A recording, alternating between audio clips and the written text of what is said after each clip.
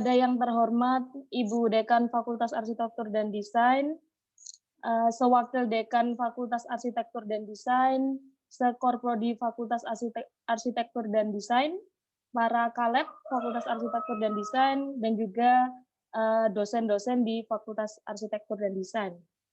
Yang terhormat pemateri kita hari ini untuk berbagi ya Bapak Dr. Mahendra Wardana, STMT dari Institut Teknologi 10 November. Terima kasih Bapak, Sabtu-Sabtu mau bergabung dengan kita. Hari ini kita ada agenda untuk sosialisasi tips dan trik menyusun usulan prodi baru, yaitu desain interior. Jadi mungkin yang pertama mungkin ada sedikit sepatah dua kata dulu dari Ibu Wanti Mindari, barangkali ada Bu, monggo. Ya, terima kasih atas waktunya Bu Isah atau Mbak Isah ya, masih muda ini. Assalamualaikum warahmatullahi wabarakatuh. Yang terhormat Bapak narasumber, Bapak Dr. Mahendra, tetangga sendiri ternyata ITS ya Pak. Iya Bu. Iya. Ini kami ini tadi Bu Win sudah curhat ya. Ya karena prodi kita masih 2, terus mahasiswanya itu student body-nya itu sekitar 550-an Pak, enggak sampai 600. Nah, sebuah fakultas atau unit itu minimal 1000 mahasiswanya. Lihat Pak Rektor gimana ini Bu Dekan ditanting, mau nambah prodi atau menambah mahasiswa? Nambah mahasiswa, dosennya yang kelabaan Pak. Jumlah dosennya sedikit, apalagi DKV itu hanya 11 ya, sama dengan dosen yang baru, mungkin sekitar itu mahasiswanya suruh nambah, dosennya nggak nambah-nambah, kita sudah ngusulkan, ya nggak dapat-dapat, yang minta S3 ya nggak dapat-dapat, dapatnya S2 kadang tidak sesuai dengan permintaan kita di stok yang ada baik di institusi ya, di Pak Rektor tuh buat Pak sayembara untuk dosen yang masuk ke UPN sesuai dengan kompetensinya DKV, kemarin ya dapatnya ya hanya 2, tidak bisa banyak. Dan yang PNS juga demikian, nggak bisa banyak, paling ya 1, 2. Nah ini kalau mau nambah mahasiswa ya kesulitan, ya sudah salah satunya nambah prodi baru aja Bu. Prodi baru saya tawarkan dosen-dosen apa diantaranya interior atau dispro. Kalau di dispro itu kan ITS sudah banyak ya Pak, pesaingnya banyak. Mungkin interior aja yang bisa dampingi arsitek, dosennya arsitek sudah banyak. Mungkin nanti kalau dipecah ke interior, sementara belum ada dosen baru, mungkin masih bisa. Sambil kita ngusulkan lagi dosen baru yang sesuai kompetensi untuk interior. Kemarin kami sudah mengusulkan Pak Rektor, katanya April ini mau ada rekrutmen dosen baru lewat PNS, mudah-mudahan kita dapat sesuai dengan kompetensi yang mau kita buka Pak prodinya. Jadi kita sambil menyiapkan dosennya, kita insya Allah mungkin berencana semester mungkin ikut SBM ini bisa mulai interior dibuka prodinya, tapi ya kita ngusulkan dulu prodinya disetujui apa enggak. Nah untuk mengusulkan itu kita butuh ya atributnya. Ini gimana ini pendampingannya dari mana?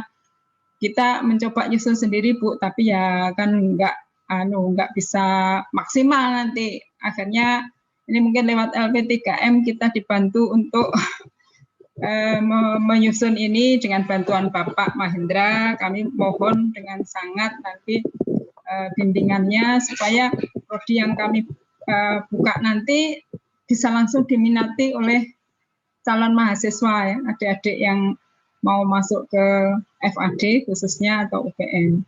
Mungkin itu aja Pak, garis besar gambaran yang rencana mau kita usulkan untuk prodi baru dengan alasan yang sudah memang waktunya. Jadi tidak cukup hanya 2 prodi saja. Mungkin itu aja. Assalamualaikum warahmatullahi wabarakatuh. Waalaikumsalam warahmatullahi wabarakatuh. Terima kasih Bu Wanti atas sambutannya. Yang kedua, kita mungkin nanti langsung masuk aja ke materi, mungkin atau sedikit sharing dari Pak Mahendra Wardana. Sebelumnya Pak Mahendra Wardana ini sampai saat ini merupakan staf ahli interior di sebuah CV gitu ya Pak ya. Dan beliau keahliannya atau lingkup pekerjaannya di bidang arsitektur, interior, dan juga 3D modeling.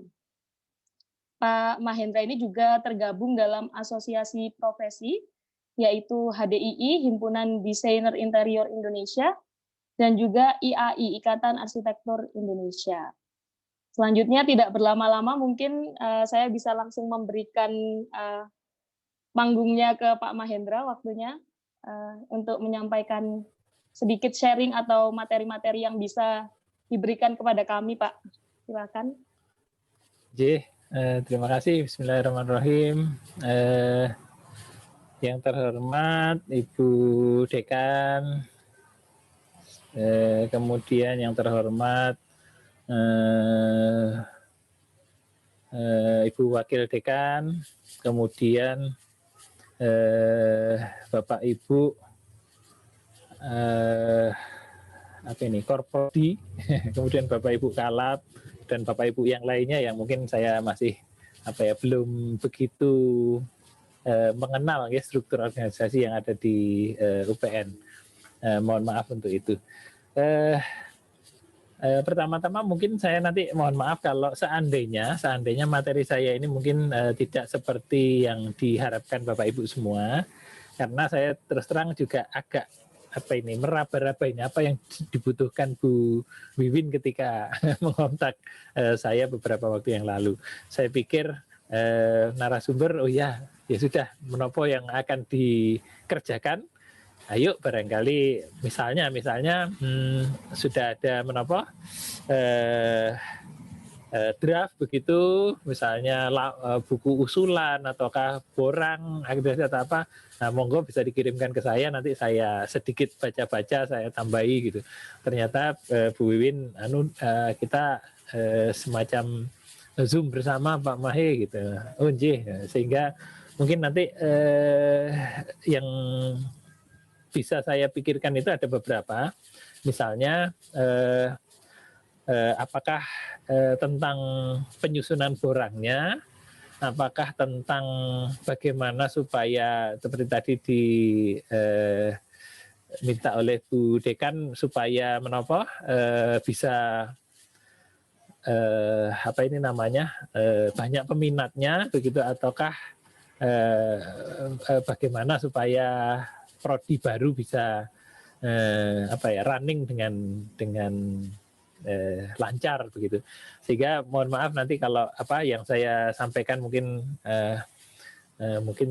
itu tadi ya tidak pas dengan yang diharapkan gitu. Mungkin bisa sambil diskusi, sambil tanya jawab, mungkin nanti bisa lebih pas lagi ya.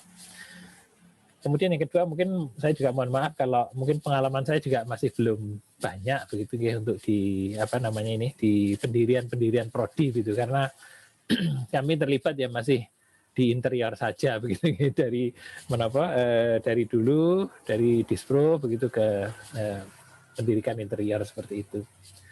Oke, saya mohon izin untuk share screen ya. Silakan Pak, monggo. Semoga sampun tampil ya di layar Bapak Ibu semuanya. Sudah. Baik, saya mulai saja. Mohon izin Bapak Ibu semua.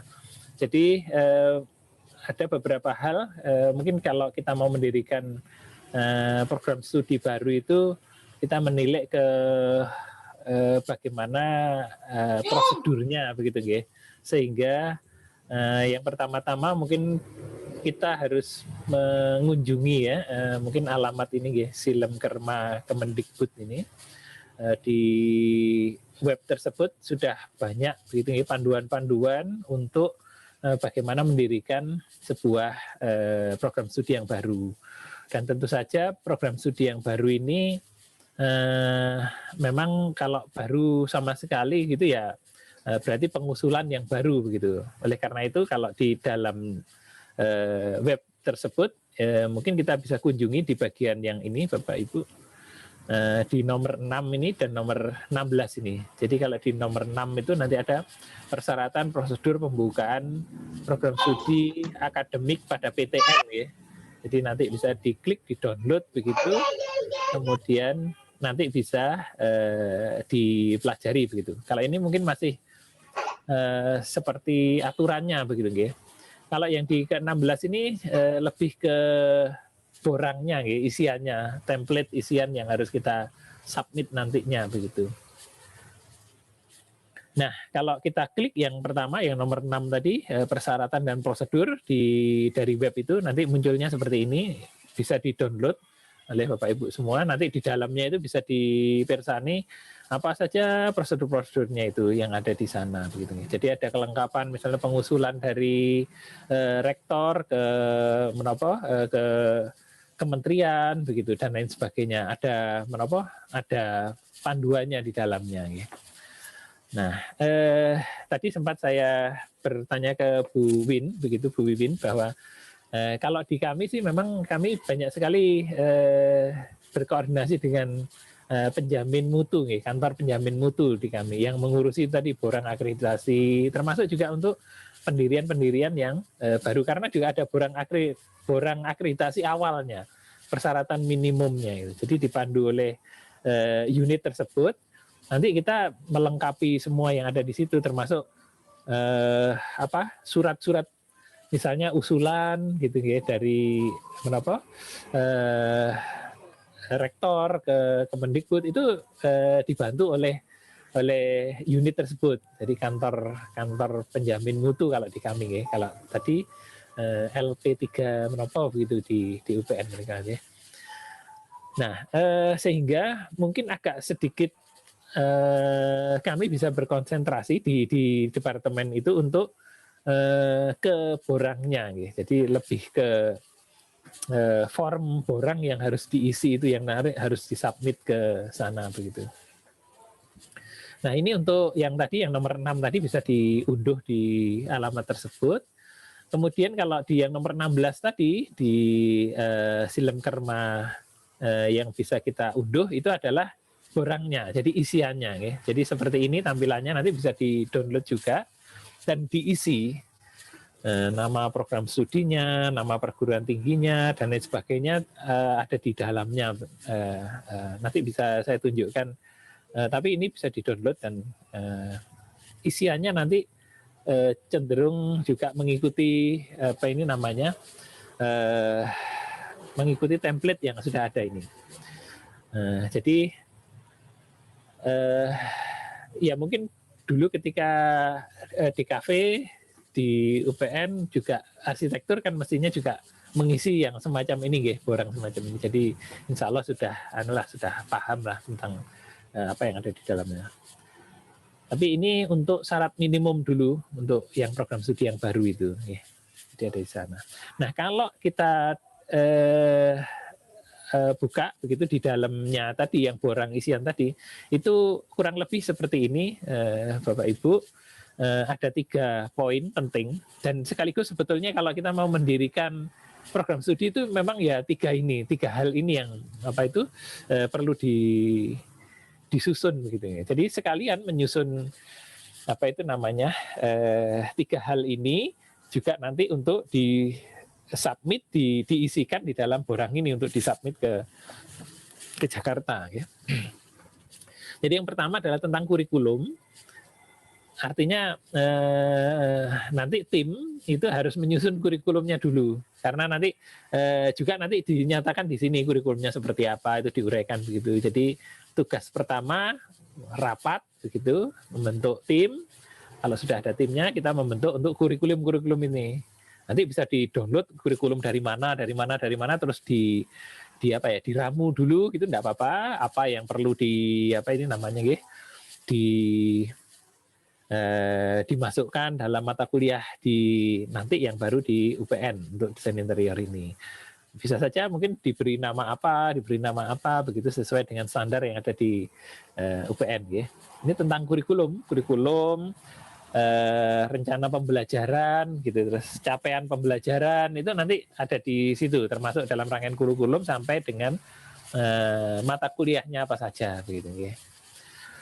Nah, kemudian yang kedua tentang dosen. Memang betul tadi sempat diskusi sama Bu Dekan atau juga Bu Wiwin begitu. Memang PR yang kedua adalah dosen. Karena nanti juga selain memang harus sebagai tulang punggung mengajar itu adalah dosen. Nantinya juga di dalam sini memang harus dituliskan juga dosennya gitu. Jadi harus ada gitu kayak gampangannya. Mohon maaf kalau memang bahasanya kurang tapi harus ada dosennya untuk direkrut dulu begitu. Jadi siapa saja yang nanti kira-kira ada di mana ini di program studi yang baru ini. Bisa misalnya dari dosen-dosen yang sudah ada kemudian dibawa ke prodi program studi yang baru ini, atau memang merekrut ya, dari siapa begitu, dari yang baru sama sekali untuk nanti bergabung menjadi dosen di UPN khususnya nanti untuk di program studi yang baru ini. Itu juga bisa yang seperti itu. Tapi yang penting ya memang ada alokasi dosen khusus yang tercatat di program studi baru di ini ya. Nah, kemudian kalau dari saya untuk mendirikan prodi yang baru ini, misalnya desain interior begitu, itu menurut saya tadi sudah juga setuju begitu dengan uraian dari Bu Dekan dan Bu Wiwin tadi ketika diskusi di depan tadi, bahwa ada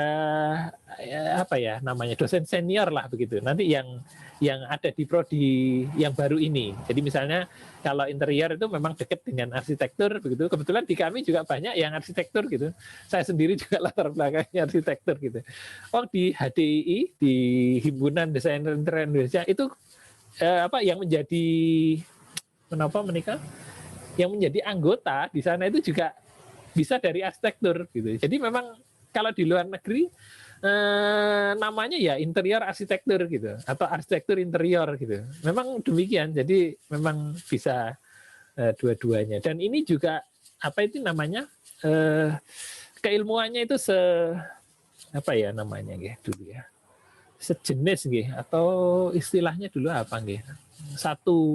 Satu keilmuan yang sama Satu gitu. rumpun.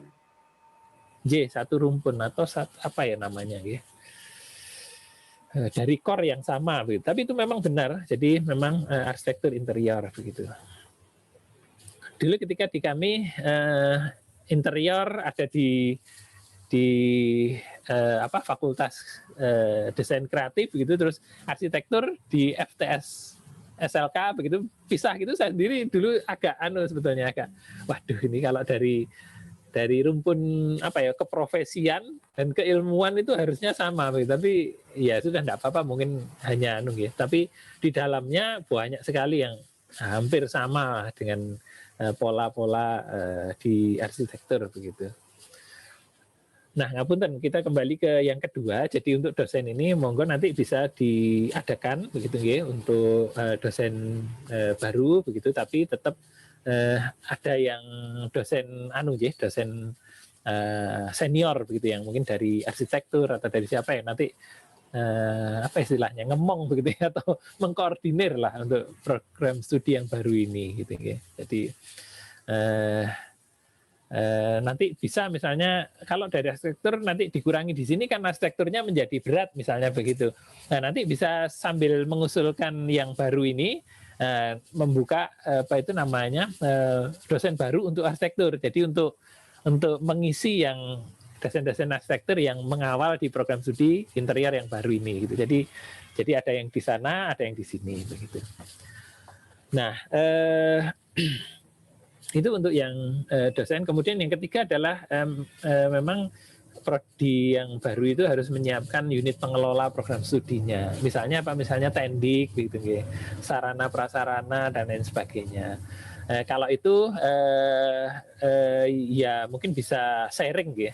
Bisa sharing dengan yang sudah ada, misalnya tempat kuliah mungkin bisa sharing ruangnya begitu ya. di sana, labnya juga mungkin bisa sharing begitu.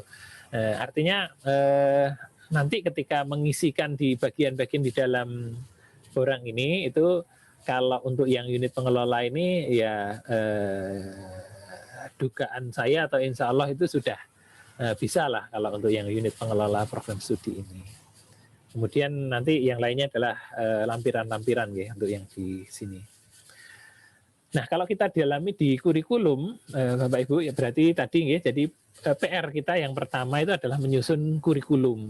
Jadi kurikulum. Nah, kurikulum ini memang tidak serta-merta mata kuliahnya apa saja kira-kira gitu. Ya bisa begitu, Bapak Ibu. Dulu juga awalnya saya potong kompas seperti itu.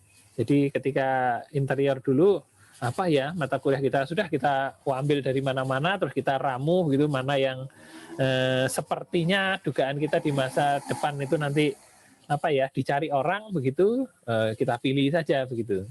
Nah kemudian kita kombinasikan terus kita ajukan misalnya dengan ditambah dengan apa yang dari nasional dari muatan institut begitu atau universitas begitu akhirnya juga ketemu susunan itu begitu ya. Tapi sebenarnya bisa diawali dengan macam-macam kegiatan Bapak Ibu untuk kurikulum ini. Misalnya seperti sekarang ini gitu ya, kita ada Zoom, ada pertemuan untuk menggali kira-kira kurikulum apa yang dibutuhkan itu dengan sivitas yang lain atau mitra-mitra yang lain begitu. Termasuk juga asosiasi profesi HDI gitu itu biasanya didatangkan terus diajak diskusi-diskusi begitu untuk merumuskan hal-hal itu gitu. Nah ini nanti memang perlu untuk dilakukan Bapak Ibu. Nah kalau di menapa menikah kalau di sini uraiannya kurikulum di borang itu yang harus dituliskan itu adalah berisi keunggulan dan keunikan program studi yang diusulkan berdasarkan perbandingan 3 program studi sejenis pada tingkat nasional dan atau internasional yang mencakup aspek, nah ini aspeknya 1, 2, 3 itu.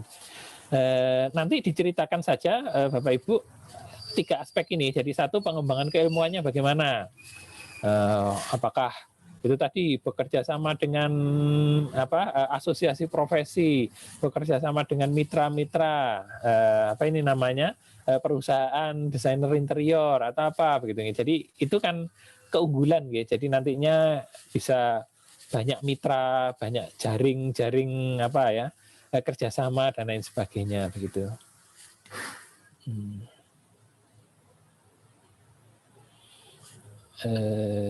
Mungkin monggo kalau ada pertanyaan bisa ditulis dulu.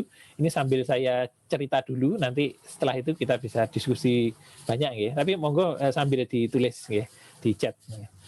Nah kemudian yang kedua adalah tentang kajian capaian pembelajaran. Nah ini capaian pembelajaran Bapak Ibu. Jadi kalau di kurikulum itu kan harus ada capaian pembelajaran. Ketika mahasiswa masuk di program studi itu nanti ketika dia lulus dia bisa apa saja begitu. Nah, itu ada rumusannya atau ada beberapa item begitu dia bisa mampu apa begitu. Nah itu juga nanti perlu dituliskan di dalam bagian di kurikulum ini di borang ini. Kemudian yang ketiga adalah kurikulumnya sendiri. Jadi apa sih kurikulum yang akan dipelajari begitu, mata kuliahnya begitu, itu dituliskan di dalam borang ini. Kemudian yang kedua adalah profil lulusan program studi. Jadi nanti di sini uraiannya ini adalah berisi profil lulusan program studi yang berupa profesi atau jenis pekerjaan atau bentuk kerja lainnya. Jadi nanti diuraikan di borang ini, Bapak Ibu, itu profesinya apa saja.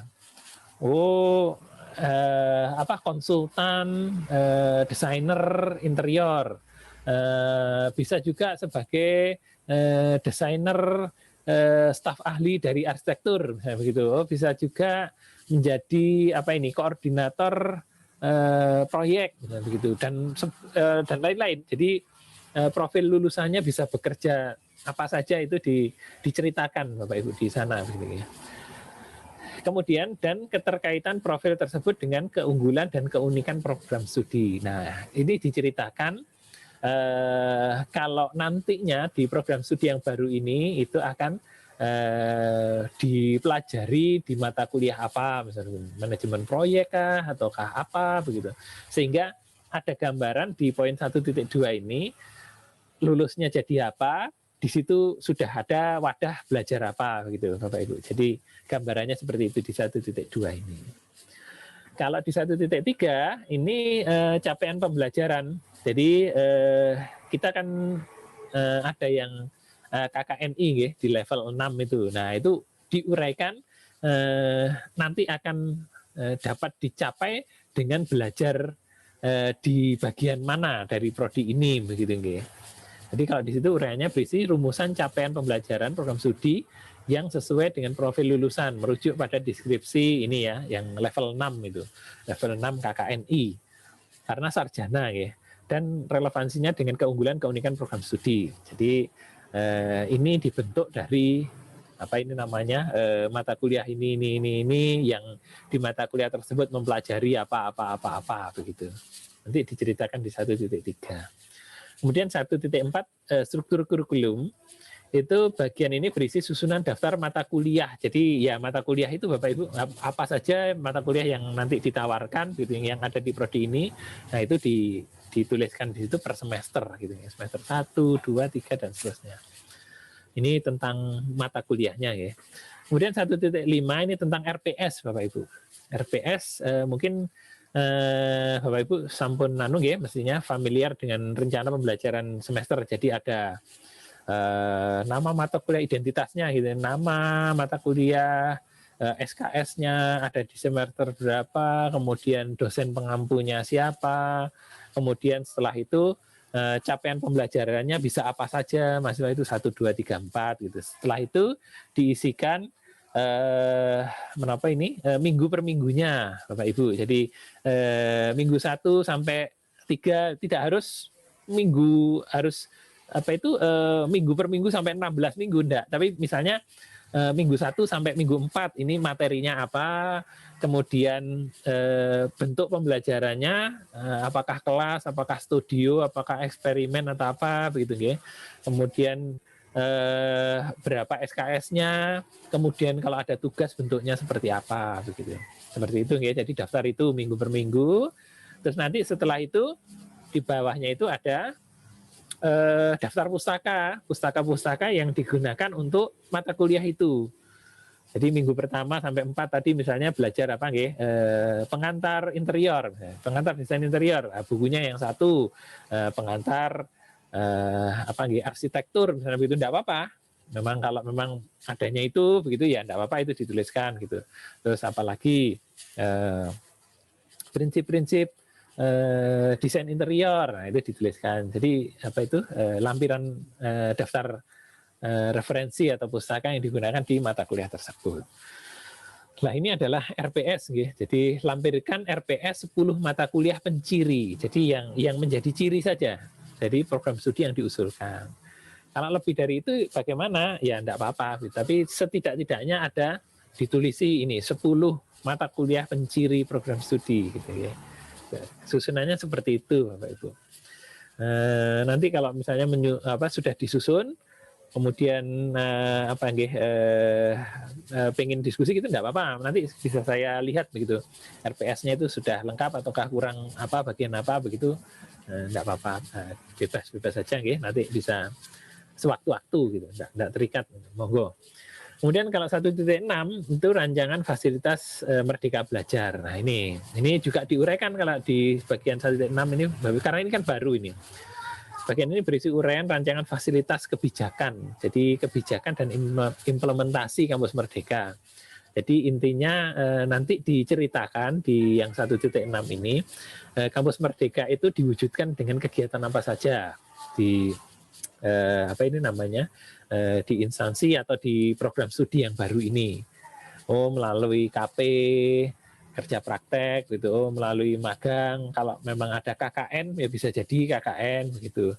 Melalui kerjasama dengan mitra, misalnya begitu, melalui ada 8 ya, nanti bisa kita anukan macam-macamnya itu. Nanti diceritakan di sana ya.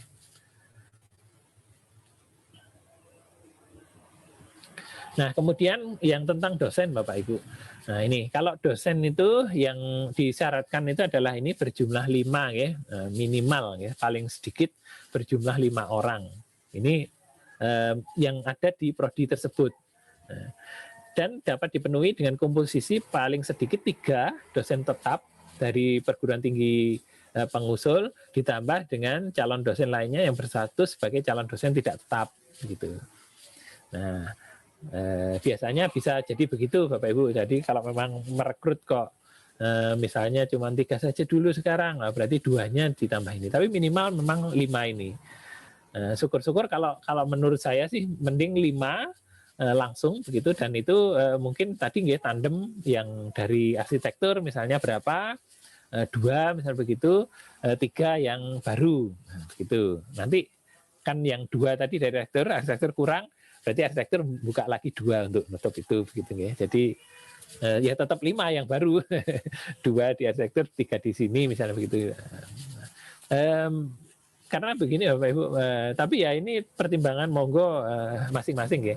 Kalau pertimbangan saya sih lebih baik 5 yang memang sudah nantinya menjadi dosen di program studi ini begitu. Karena toh nanti kan juga pasti membutuhkan dosen untuk dosen tetap ya, untuk prodi yang baru ini.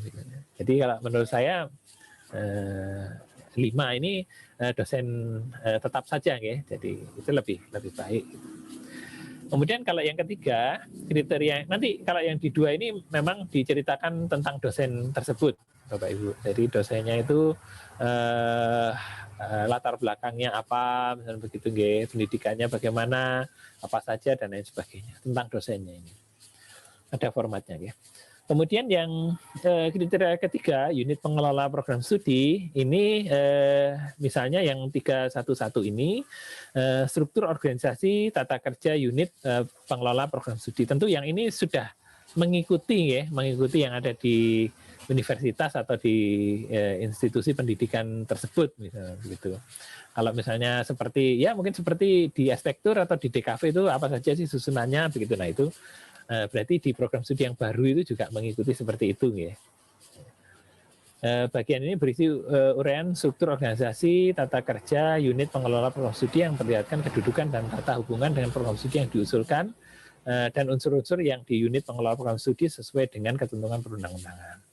Kemudian yang 312 perwujudan governance dan 5 pilar tata pamong ya. Nah, ini.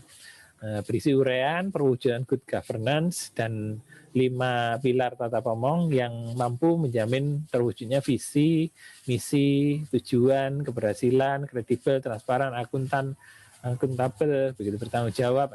Ini diceritakan bagaimana ini. Jadi kredibel itu nanti dari mana diwujudkannya, transparan diwujudkannya dari mana gitu. Jadi diceritakan Bapak Ibu. Misalnya ada Kaprodi ya, kepala program studi. Nah, kepala program studi itu setiap misalnya apa? Setiap 2 atau setiap bulan sekali mengadakan rapat misalnya tentang tentang pengelolaan dana misalnya begitu untuk kebutuhan apa-apa. Nah, itu diceritakan. Oh, itu untuk mewujudkan transparansinya ini gitu. Jadi menceritakan tentunya ini yaitu tadi nggih pasti sudah menyesuaikan dengan universitas atau instansi yang ada itu nggih kegiatan-kegiatannya. Kalau belum ada ya segera saja mungkin dilengkapi begitu dengan kegiatan-kegiatan pokoknya yang menunjukkan ini adanya kredibilitas, adanya transparansi, adanya akuntabel, begitu kemudian adanya tanggung jawab, misalnya begitu ya, bagaimana sistem jenjang perizinan misalnya begitu, nah, itu diceritakan ya. Kemudian adil pada unit penyelenggara program studi yang diusulkan misalnya begitu. Ini juga diceritakan kaitannya dengan misalnya fakultas begitu ya. Jadi bagaimana fakultas itu juga mewujudkan ini kredibel, transparan, akuntabel, bertanggung jawab dan adil ini kepada misalnya unit unit yang baru ini prodi desain interior misalnya begitu. Lalu setiap semester ada rapat tentang ini dengan semua mestinya dengan semua ya, dengan semua program studi termasuk program studi desain interior. Jadi lebih cerita ini Bapak Ibu memang ya. Kemudian yang 3.2 ini sistem penjaminan mutu internal. Nah ini kalau di kita tadi yang saya tanyai tentang kantor penjamin mutu ya, namanya mungkin bisa macam-macam, bisa berbeda-beda gitu. Tapi adanya ini. Nah ini juga demikian Bapak Ibu. Jadi diminta untuk menguraikan tentang SPMI ini.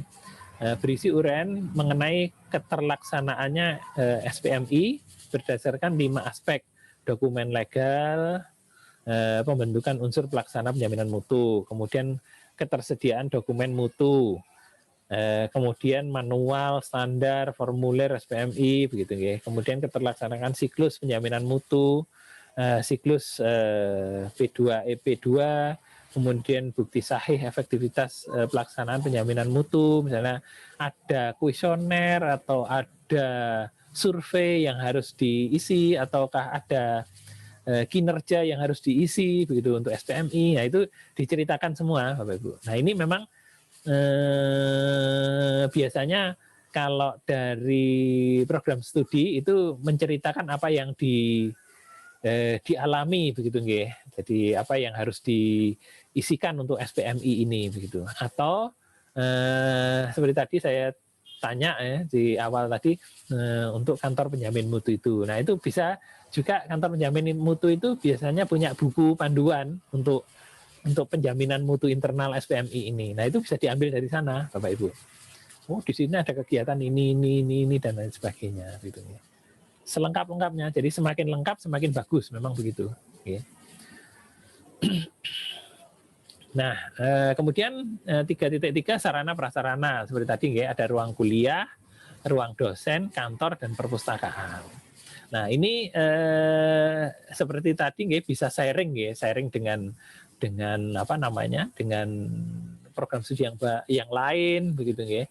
Misalnya ruang kuliah dengan arsitektur begitu ya. Nanti kalau waktu tertentu ruang kuliah ini digunakan oleh desain interior yang baru begitu. Oke, tapi kalau di sini dituliskan saja Bapak Ibu ruang kuliahnya untuk prodi baru ini itu di ruang apa saja begitu ya. Jadi disebutkan gitu. Tidak perlu disebutkan bahwa oh ini kalau jam-jam ini digunakan prodi yang lain gitu, enggak usah begitu ya. Tapi nanti pada prakteknya bisa seperti itu dan dituliskan juga seperti itu ya. Jadi menggunakan ruang ini.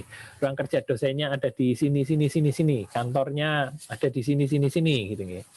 Walaupun kantor itu juga seperti ruang kuliah tadi digunakan untuk prodi yang lain, nah itu enggak apa-apa gitu ya. Perpustakaan, misalnya kalau belum ada ini bisa dimasukkan perpustakaan pusat, Bapak Ibu. Perpustakaan pusat itu juga enggak apa-apa begitu, dimasukkan gitu ya. 3.2 misalnya ruang akademik khusus, ketersediaan laboratorium, studio, bengkel, lahan praktik, tempat praktik. Nah ini juga diceritakan ya luasannya berapa, fasilitasnya, kelengkapannya. Nanti seperti yang 3.3 ini peralatan ya, peralatannya apa saja yang dimiliki begitu. Bagian ini berisi informasi data peralatan, melaksanakan praktikum, magang dan lain sebagainya. Oke. Kemudian yang 3.4 ini tenaga kependidikan. Nah ini berjumlah 2 orang. Jadi nanti siapa begitu ya untuk tenaga kependidikannya ini paling sedikit 2 orang yang melayani prodi yang diusulkan dan 1 orang untuk melayani perpustakaan begitu ya. Dengan kualifikasi rendah di Proma 3, berusia paling tinggi 56 tahun dan lain sebagainya ini ya. Jadi ada tiga tendik tenaga kependidikan yang membantu di prodi baru ini paling sedikit. Nah gambarannya itu Bapak Ibu, jadi ada tiga yang menjadi PR bersama kalau kita mendirikan, tapi sebetulnya tidak mendirikan sebuah program studi memang itu PR-nya ya. Jadi ada kurikulum. Izin, tadi kita kembali saja ke ini. Ada kurikulum, ada dosen, dan ada unit pengelola program studi ini. Ya, 3 ini aja yang memang nanti harus dituliskan di sana. Nah, kalau tadi tentang Merdeka Belajar untuk diisikan di dalam borang itu, Bapak Ibu juga nanti bisa download buku panduan ya untuk Merdeka Belajar Kampus MBKM ini, apa saja sih di sana begitu, itu bisa di-download gitu. Atau kalau tidak nanti bisa saya share lewat Bu Wiwin ya, nanti saya kirimkan begitu, nanti Bu Wiwin bisa nge-share ke Bapak Ibu semua gitu. Nah, di dalamnya ada 8 bagian ini, A, B, C sampai H ini ya. Jadi bentuk-bentuk Merdeka Belajar itu bisa ini pertukaran pelajar. Nanti berarti diuraikan di borang itu Bapak Ibu. Jadi pertukaran pelajar itu sudah melalui apa dengan mitra sana misalnya begitu, dengan perguruan tinggi A, B, C, D misalnya begitu. Magang, praktek kerja sudah dengan tempat magang yang sudah menjadi magang di departemen atau di arsitektur misalnya begitu, ada CV ini, PT ini dan sebagainya, itu diuraikan. Atau bisa asistensi mengajar di satuan pendidikan, atau juga bisa melalui penelitian dan riset. Ini misalnya mahasiswa-mahasiswa ikut riset kalau Bapak Ibu dosen dapat riset, nah ini ada asisten mahasiswa begitu. Nah itu dia melakukan riset itu juga Merdeka Belajar. Itu bisa diceritakan juga Bapak Ibu. Kemudian proyek kemanusiaan, kalau ada bencana atau apa, mengirimkan di sana, misalnya begitu, itu diceritakan. Kemudian wirausaha, ini juga begitu. Kemudian studi, proyek independen, barangkali ada begitu ya. Kemudian yang terakhir adalah KKN tematik. Ini kalau juga barangkali ada di UPN. Kalau tidak ada ya mungkin dari yang lainnya, Bapak Ibu, enggak apa-apa gitu ya. Dari bentuk-bentuk MBKM yang lainnya. Ada 8 itu ya. Nah, kemudian yang perlu dipelajari sebagai tambahan juga begitu adalah tentang SN standar nasional ya, dikti pendidikan tinggi. Jadi sudah ada ini nomor 3 tahun 2020 ini ya hampir sama begitu ya, intinya dengan pengelolaan sebuah program studi begitu. Seluk-beluk ada di sana semua begitu ya, tentang apa saja yang harus tampil di sebuah program studi gitu ya. Nah, ini sedikit sharing saja Bapak Ibu. Jadi dulu ketika saya membantu di awal-awal desain interior itu saya saya berpikir keras bagaimana sih supaya semua kegiatan di prodi yang baru itu lancar begitu. Nah, saya pikirkan ada 4 bagian penting ini Bapak Ibu. Jadi yang pertama tentang ini susunan kaprodi, governance-nya ya. Jadi ada ketua program studi, kemudian ada sekretarisnya, kemudian ada lab-lab, kalab dan lain sebagainya begitu ya. Nah, ini saya susun, saya pikirkan kira-kira siapa saja yang ada di dalamnya begitu. Nanti pasti yang menanggung kegiatan itu yaitu para governance yang ada di sana begitu ya. Kemudian yang kedua adalah partner ya. Partnernya ini nanti siapa saya begitu. Karena kalau kita menjalankan program studi itu kan mestinya tidak hanya belajar seperti di sekolah begitu ya, di situ aja gitu kan enggak.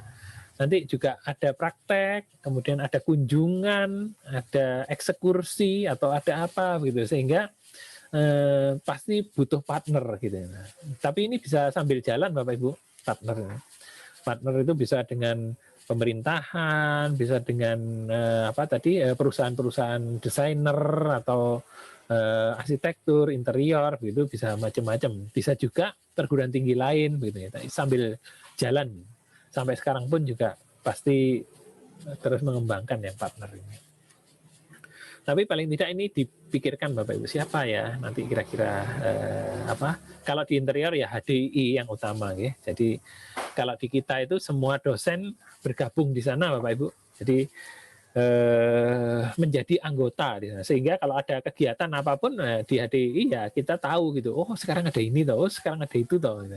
Oh sekarang musimnya begini, musimnya begitu, itu menjadi tahu gitu. Tidak ketinggalan dengan dunia profesi yang di luar gitu, yang nanti lulus menjadi seperti itu gitu. Kemudian yang ketiga adalah kurikulum. Ini nggih. Jadi dulu itu saya petakan kurikulumnya seperti apa nggih, yang bagus, yang nanti sesuai dengan kebutuhan gitu nggih.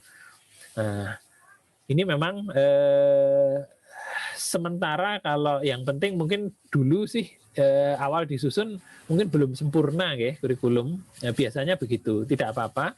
Nanti sambil jalan, nanti kalau ada kurikulum baru 4 tahun atau 5 tahun itu bisa disesuaikan lagi, diperbaiki lagi gitu ya. Nanti seperti itu. Tapi ini menjadi pemikiran terus-menerus karena ya kita memang ini anunya apanya bisnisnya bisnisnya itu ada di kurikulum ini Bapak Ibu. Jadi terus saja ini apa ya yang perlu dianunya ya. Bisa materinya, bisa juga materialnya ya, materinya update begitu apa saja gitu. Kemudian apa sih yang nanti menjadi ciri gitu ya, ada budaya kah atau apa gitu ya. Terus bagaimana yang apa namanya yang applicable gitu ya, yang memang real gitu ya, real jadi real case atau apa gitu. Nah, kemudian sistemnya, sistem apa pengajarannya, studionya gitu ya. Ini terus diupdate terus gitu. Ini menjadi penting gitu ya. Kemudian yang keempat, kalau dulu yang saya pikirkan ini adalah lulusan. Jadi ini memang menjadi apa ya, menjadi pikiran terus gitu supaya lulusan kita itu memang on the track gitu ya. Apa ya? Bisa bekerja dengan performance yang bagus gitu ya. Kualitas lulusan ini itu yang selalu saja, sehingga larinya ya apakah soft skill-nya sudah cukup dengan begitu, dan lagi juga hard skill-nya, hard skill apa ini namanya kemampuan keterampilannya gitu. Kalau soft skill mungkin semacam kepribadian, cara komunikasi dan lain sebagainya begitu ya. Jadi tapi itu selalu aja 4 hal ini yang selalu dulu itu selalu dalam perjalanan itu selalu saya pikirkan gitu, gimana ya supaya apa itu bisa maju begitu. Apalagi kalau memang prodi baru itu kan memang ya segalanya masih baru ya, jadi masih waduh gimana caranya gitu supaya semuanya bisa berjalan gitu. Orangnya cuman 6, cuman 7 begitu, tapi waduh harus menjalankan ini harusnya itu memang memang apa harus dilalui begitu. Tapi insya Allah ada kuncinya Bapak Ibu nanti. Nah ini sambil jalan kita berpikir banyak hal ini Bapak Ibu. Jadi sekaligus ini untuk menjawab sebenarnya interior itu masih laku enggak gitu. Sebenarnya kalau kita dalami gitu semua hal ini akhirnya jawabannya ya masih sangat terbuka sekali ternyata untuk apa ini namanya profesi arsitektur ini, sehingga kalau kita membuka apa ini namanya prodi arsitektur desain interior itu masih terbuka luas gitu ya. Barusan tadi saya juga ada acara dengan apa ini namanya alumni gitu ya. Mereka cerita gitu masih banyak pekerjaan yang apa ya yang mereka kerjakan begitu di tengah-tengah kondisi seperti ini Bapak Ibu. Jadi yang pertama misalnya tentang profil departemen kita, ini kita hitung-hitung. Kemudian yang kedua tentang struktur apa yang namanya kepemimpinan. Nah ini juga kita pelajari. Kemudian lulusan tadi kemudian adalah keprofesionalan. Apa itu bagaimana sih supaya profesi desainer interior itu memang diakui begitu. Jadi kalau di Indonesia kan ada asosiasi profesinya ya HDI begitu. Nah ini bagaimana untuk jadi anggota, apa saja yang diperlukan begitu dan lain sebagainya gitu. Sampai dengan yang di luar negeri, SIDA dan lain sebagainya, di Amerika begitu ya dan lain sebagainya. Kemudian seperti apa ini namanya kurikulum. Jadi struktur pengetahuan apa yang akan kita berikan di program studi itu. Kemudian tambahan-tambahan apa ini namanya penekanan-penekanan di bidang desain interior. Kebetulan kalau di kita desain interior ya ada dari Eropa, ada SIDA dari Amerika, ada NCI Deki ini dari mana nggih ini? Eropa juga ini. Seingat saya Eropa gitu ya. Nah, kemudian kita pelajari juga departemen-departemen yang bagus gitu ya, di bidang desain interior. Ini ada di Amerika, kemudian Asia, ada juga Eropa dan Australia. Ini banyak sekali Bapak Ibu. Jadi nanti sambil jalan bisa didalami begitu mereka itu apa saja sih. Sampai kita pelajari bisa di YouTube-nya Bapak Ibu. Itu biasanya diunggah begitu kegiatan di sebuah perguruan tinggi tersebut gitu untuk interiornya. Nah, itu bisa kita lihat Bapak Ibu. Kebetulan selalu gitu saya ikuti terus, oh ternyata mereka ada di sana, kita ada di sini. Oh, kita belum ada itu, kita adakan gitu. Jadi untuk selalu update gitu ya ini. Kemudian apa ini tantangan masa depan Bapak Ibu. Jadi apa-apa sih yang perlu diupdate lagi di subjek-subjek mata kuliah kita gitu ya.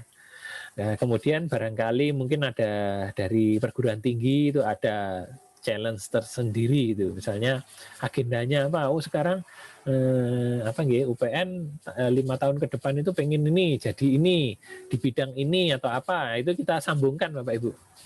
Misalnya kalau di misalnya ini di ITS misalnya apa ini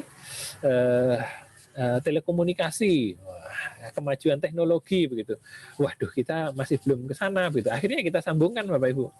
Jadi misalnya dengan teknologi desain VR begitu ya. Nah, tapi nanti itu sambil berjalan gitu. Tapi berusaha untuk disambungkan ke sana begitu ya. Untuk tantangan di institusinya begitu ya. Kemudian yang barangkali yang lain adalah tambahan-tambahan agenda dunia gitu ya, SDGs gitu ya. Seperti tadi diskusi MBKM Merdeka Belajar itu ada pengetahuan tentang SDGs gitu. Sustainable Development Goals gitu. Itu juga mahasiswa-mahasiswa pada waktunya nanti kami minta untuk ikut itu supaya nggak ketinggalan Bapak Ibu. Jadi di bidang apa yang namanya permukiman itu apa sih yang sekarang di dunia ini sedang diperhatikan begitu ya. Jadi ada agenda-agenda dunia ini. Kemudian baru mungkin kita bisa menyusun langkah-langkah kita, program studi itu apa saja gitu ya, agenda-agenda dan waktu-waktunya itu.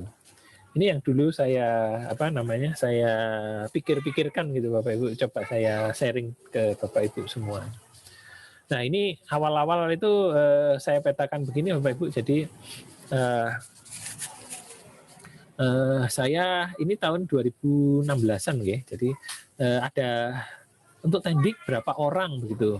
Terus nanti bagiannya apa saja gitu saya bagi-bagi gitu.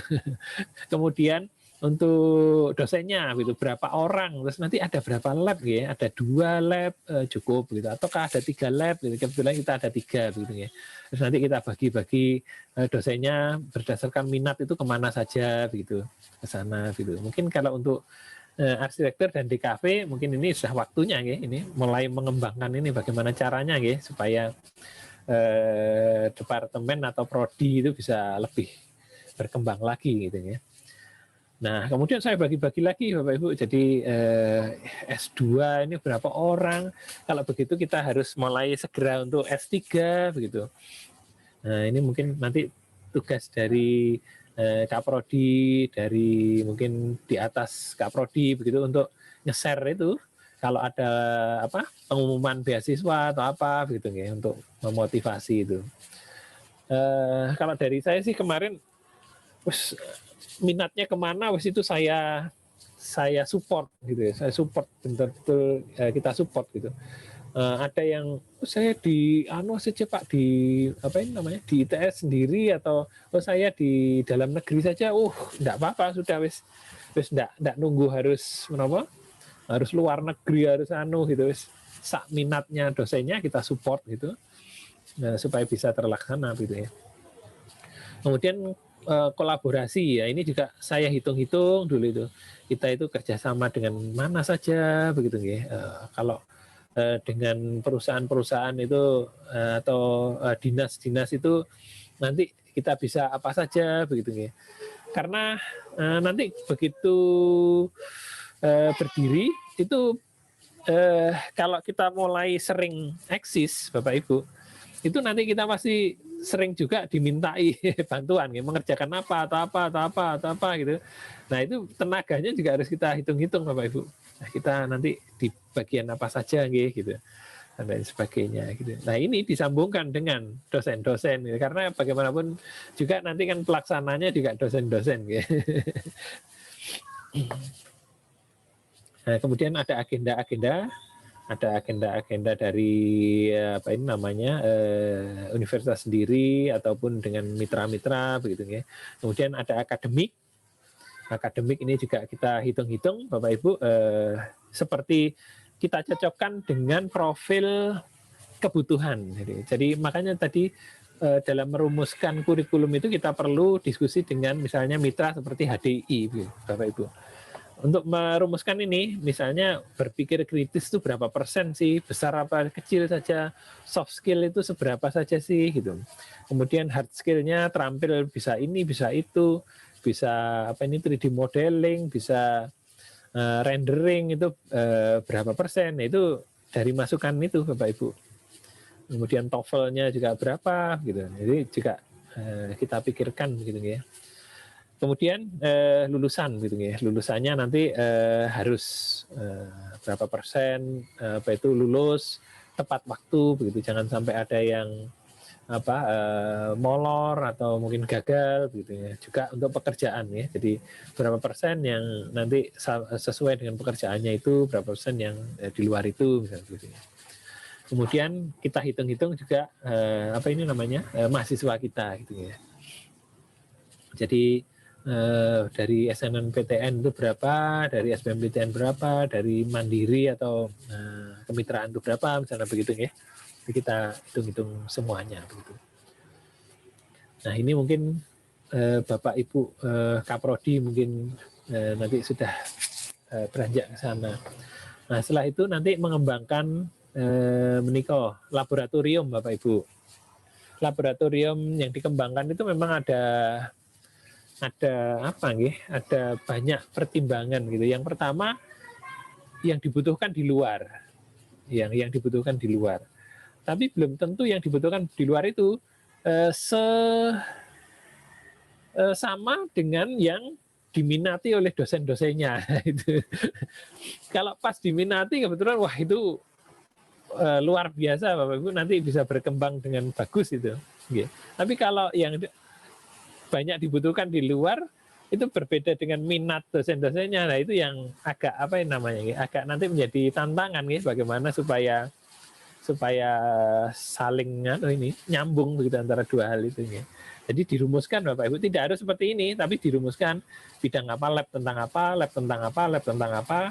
Kemudian di dalamnya itu mempelajari apa saja begitu ya, atau kegiatannya apa saja gitu. Ininya adalah siapa gitu ya, nama orang-orangnya nanti dibagi seperti itu. Nanti ada Pak ini, ada Pak itu begitu ya. Terus nanti di dalam ini punya mahasiswa gitu, supaya ringan. Kalau nggak gitu ya berat. Gitu ya. Nah kurikulum ini sebetulnya hampir sama dengan di arsitektur ya. Jadi itu tadi di awal saya sebutkan kalau di luar negeri ya arsitektur interior atau interior arsitektur gitu ya. Ada core berupa studio, satu gitu dasar sampai dengan tugas akhir nanti. Kemudian ada mata kuliah pilihan. Kemudian ada mata kuliah apa ini namanya pendukung teori gitu ya. Jadi ada aksesoris, ada ergonomi, ada bahasa gitu ya, ada utilitas gitu. Ini pendukung-pendukung seperti ini. Ada mata kuliah keterampilan, ada CAD gitu, ada furnitur. Kemudian ada mata kuliah seperti pendukung seperti riset gitu ya. Riset begitu.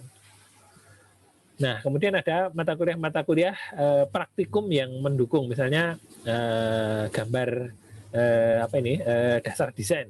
Kemudian ada gambar teknik begitu.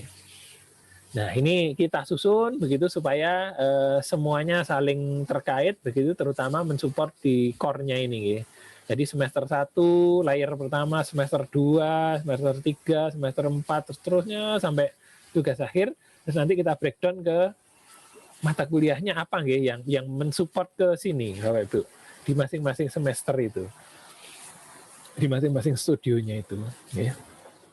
Nanti kita tinggal ini aja nempatkan ini. Jadi pilihan misalnya begitu, oh pilihannya kok dosennya minatnya ke ini. Oh, studio di berapa yang berbicara tentang yang tadi yang diminati dosen, nah ditempatkan di sana aja Bapak Ibu. Jadi ininya dipasang dulu, core-nya itu mulai dari yang apa ini namanya sederhana objeknya sampai dengan objek yang kompleks begitu sampai di tugas akhir ke atas. Setelah itu baru ininya dipasang-pasang Bapak Ibu mata kuliah pendukungnya supaya SKS-nya per semester itu rata begitu ya. Jadi caranya seperti itu. Baik, ini juga untuk tendik ya. Jadi kegiatannya apa saja dipetakan gitu. Kalau semakin kompleks ya berarti semakin banyak begitu. Nanti tinggal berhitung dengan stafnya begitu. Jadi stafnya kalau misalnya ada 4 begitu, oh berarti pekerjaan yang banyak iya didistribusikan ke 4 itu ya. Jadi Pak siapa begitu menangani 3 atau 4 gitu. Yang lain juga menangani 3 atau 4 gitu. Nah kebetulan kalau di tempat kita sudah disendiri-sendirikan seperti ini Bapak Ibu. Jadi apa itu namanya sudah terpetakan seperti itu. Nah, baik Bapak Ibu, mungkin itu yang bisa saya sharing kepada Bapak Ibu semua tentang ya mungkin kalau sebuah program studi baru itu apa sih yang perlu diperhatikan begitu ya, apa yang perlu disusun pertama kali dan sebagainya. Kalau memang sudah apa ini namanya nggih, sudah berkeinginan untuk membuka program studi desain interior, nah sekalian saja Bapak Ibu, jadi sekalian memikirkan itu tadi yang 3 hal, kurikulum seperti tadi nggih, jadi kurikulum, dosen dan pengelolaan program studi, nah itu sekalian nanti mengisi di borangnya. Jadi seperti itu saja Bapak Ibu supaya cepat, supaya nanti bisa jalan beriringan begitu ya. Mungkin yang pertama kali yaitu tadi tim dosen yang sudah ada mungkin mencoba untuk merumuskan kurikulum, kemudian rumusan kurikulum itu nanti bisa ditransfer di borangnya tadi, template isian tadi, kemudian sambil mungkin Bapak Ibu di fakultas menyiapkan dosen-dosennya ya. Jadi tenaga dosennya itu siapa saja begitu yang nanti direkrut gitu. Ya tentunya yang kompetensi ya, satu kompetensi. Jadi misalnya S2 desain interior garis miring misalnya atau arsitektur gitu. Itu bisa begitu ya. Jadi di bagian itu biasanya seperti itu. Oh, mohon maaf, hujan ya, jadi agak tidak terdengar gitu. Oke, Bapak Ibu mungkin itu yang bisa saya sharing ke Bapak Ibu semua. Monggo ini untuk selanjutnya dipandu siapa ini? Monggo. Oke, Bapak Ibu mungkin yang ada pertanyaan bisa langsung ditanyakan ke Bapak Mahendra.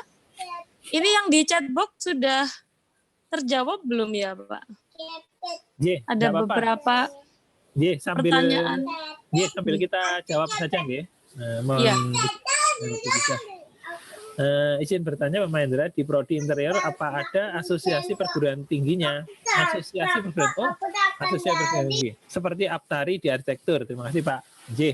Ada Bapak, jadi asosiasinya namanya APSDI, Asosiasi Program Studi Desain Interior, APSDI.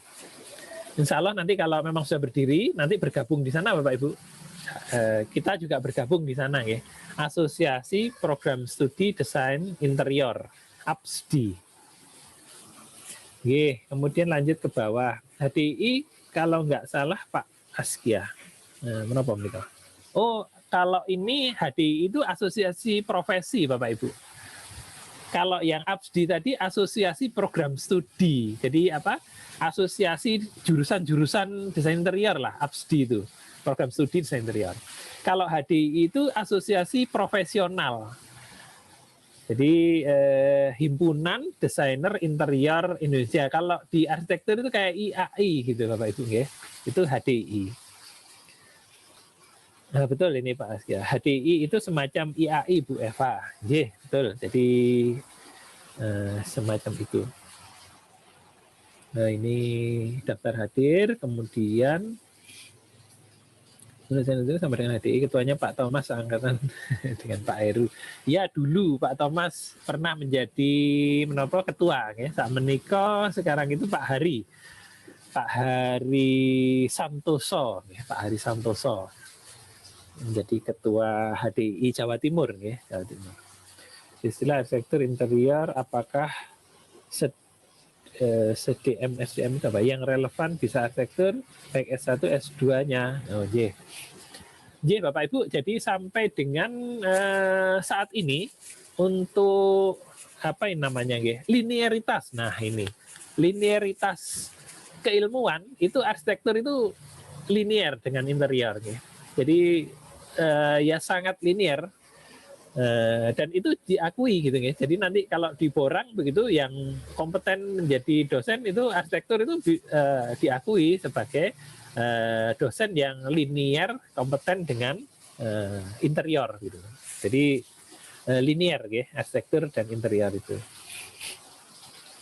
Kemudian Pak Mahendra mohon bertanya untuk yang dari arsitektur bagaimana dengan home base-nya? Seperti Pak Mahendra di interior sekarang apakah di PD Dikti ya, PS Dikti masih terdiri arsitektur atau sudah interior ya? Jadi kalau home base Bapak Ibu, home base itu berarti apa namanya ya? Posisi dosen ya, posisi dosen. Misalnya begini. Misalnya Bu Wiwin ini dosen arsitektur ya. Jadi home base-nya berarti di arsitektur.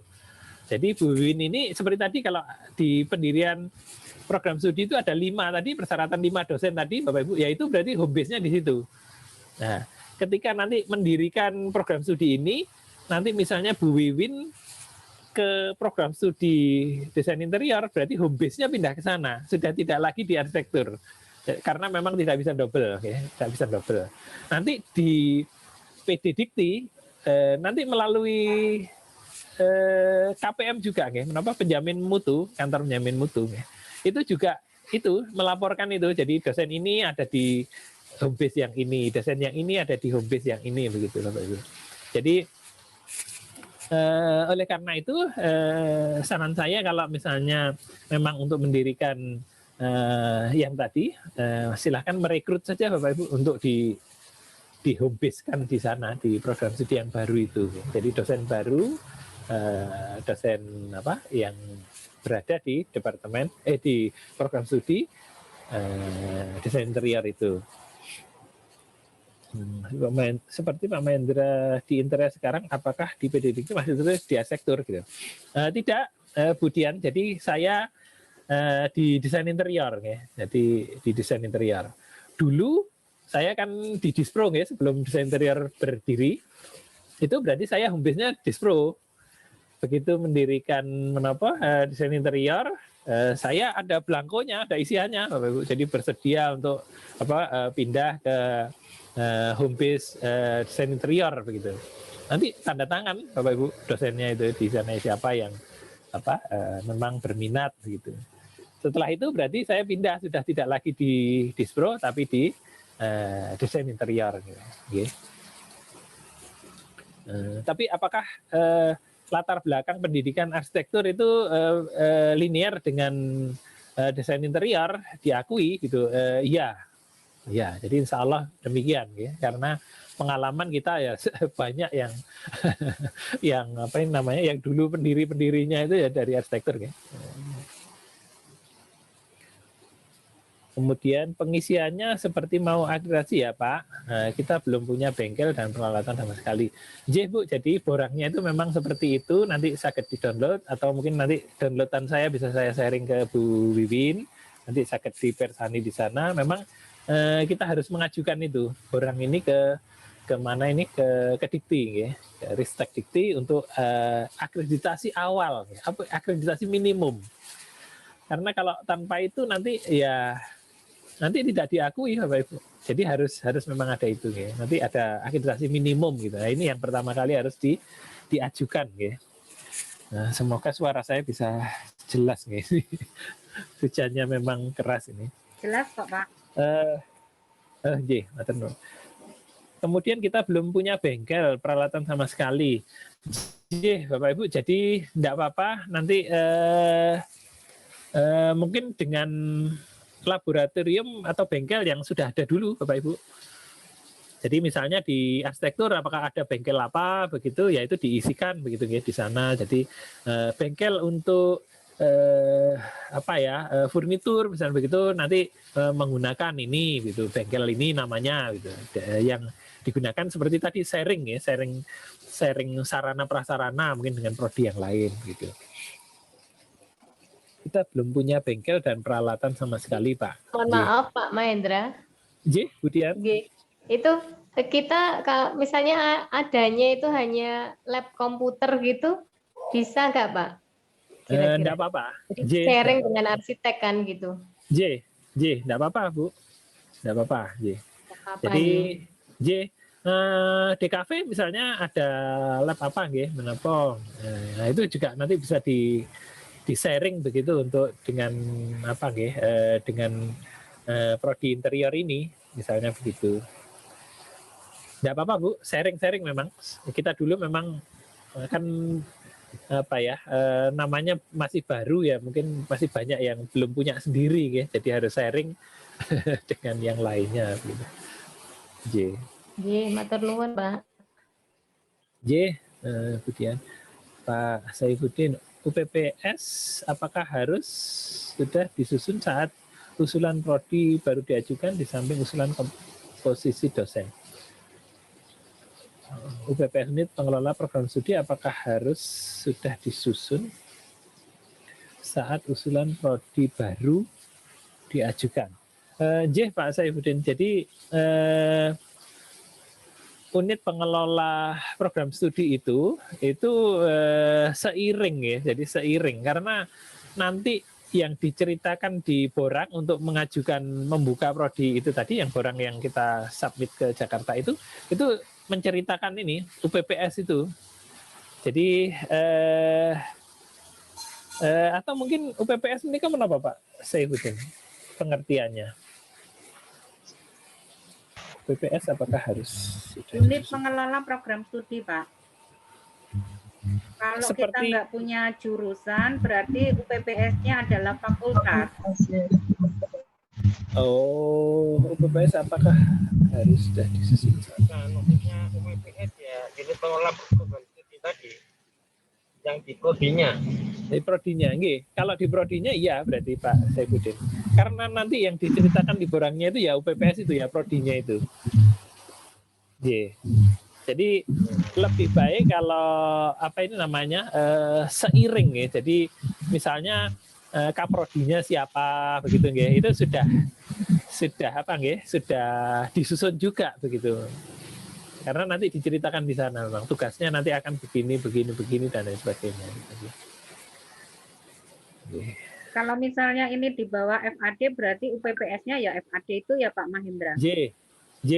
Diceritakan yang FAD itu bagaimana kegiatan-kegiatan yang untuk mengampu program studi yang baru ini gitu ya, fakultas gitu.